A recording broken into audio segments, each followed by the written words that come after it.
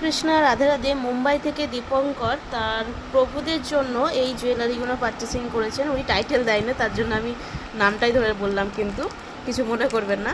তো এটা আছে 76 টাকার গোল্ড চেন, দুটো গোল্ড চেন আছে। তারপর 144 টাকার একটা যে 4 চেনের যে লহরিটা আছে, দুটো লকেট দিয়ে ভীষণই সুন্দর। এটা আছে একটা সীতাহার 99 টাকার, একটা 152 টাকার একটা বকুল ফুল চুড়ি, এটা 12 ইঞ্চি রাধা মায়ের জন্য নিয়েছেন উনি। তারপর একটা নূপুর নিয়েছে 117 টাকা, মনে হচ্ছে রাধা মাধবের জন্য, রাধার জন্য এটা নিয়েছে, এবং মাধবের জন্য এটা নিয়েছেন 162 টাকা।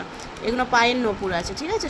সমস্ত কিছু আমি লাইভে দেখিয়ে দিয়েছি 25শে মার্চ। আর আগামীকালকেই আবার জুয়েলারি রিস্টক হয়ে যাবে, কারণ হচ্ছে জুয়েলারি এখন একদিন ছাড়া ছাড়াই রিস্টক হবে। যদিও আমি একটা দিন মাঝখানে গ্যাপ দিয়েছিলাম, জুয়েলারি দিইনি, তার জন্য আজকে এতটা চাপ পড়ে গেছে। তো কালকে জুয়েলারি রিস্টক হলে পরশু দিনকে আমি আবার লাইভে আসবো।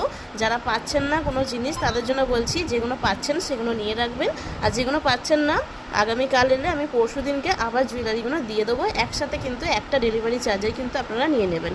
জয় রাধে।